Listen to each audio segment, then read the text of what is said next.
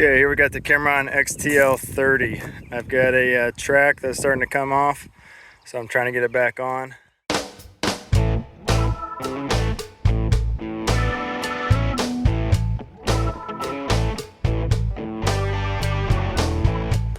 Obviously this is not quite as easy as an excavator where you can put the blade down on one side and the bucket down on the other to get it off the ground. So I've got the bucket down on one side and I'm actually using my KYMRON XH42 to lift up the back side.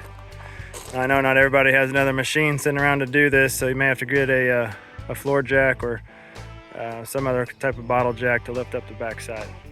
Okay, you can see here that the track is getting off the front roller.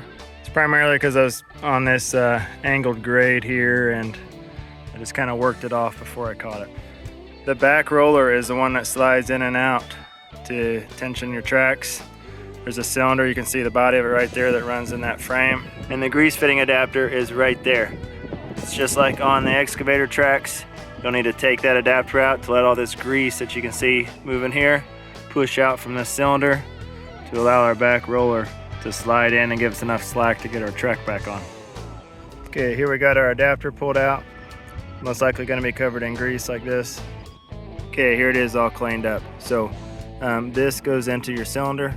Make sure when you unscrew this, you use this nut right here. Don't pull on this or turn this too hard. This is actually a spring-loaded check valve system. It's got a little set screw here in the side. So if you take this off of here, you're gonna mess it up. Make sure you take it off right here.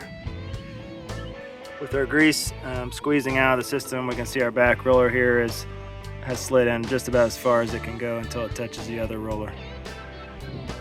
So with some slack now in the belt, mine had not totally come off the roller. The way it's designed, both teeth are supposed to be inside the roller here, and only one had slipped out.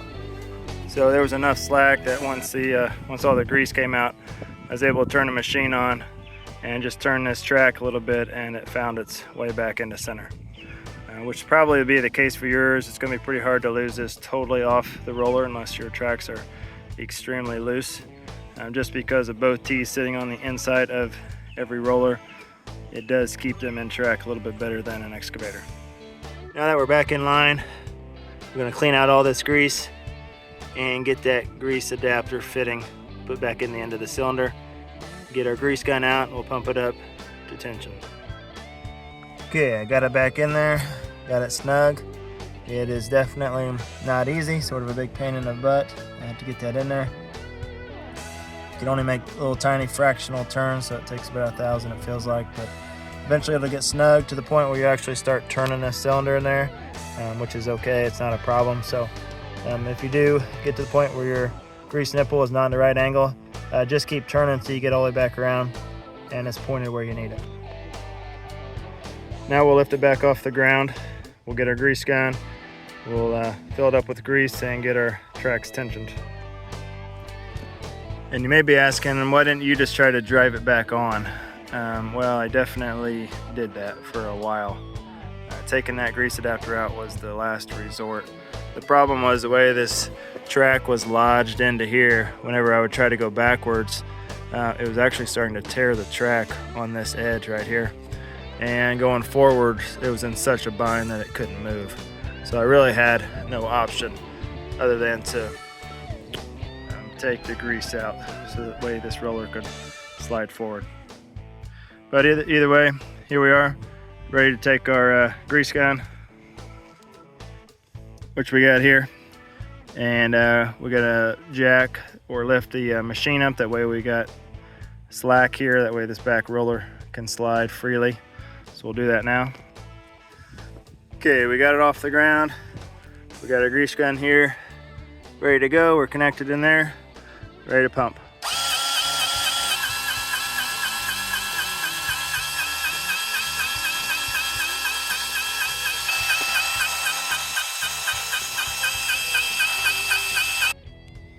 Okay, we're shooting for about a finger's width gap right here on this center roller.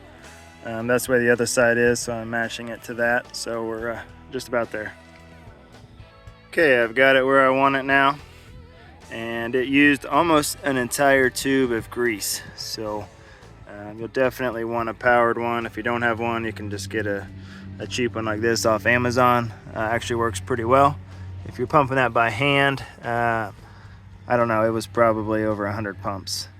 So, but either way, here we go. And we've got a nice gap here, just a little bit of movement in our track. While you got it in the air, go ahead and check your other side, which this one looks pretty good here, so we won't do any adjustment. So at this point, we're ready to drop the machine down and get back to work. Please be sure to like this video if it's helpful to you.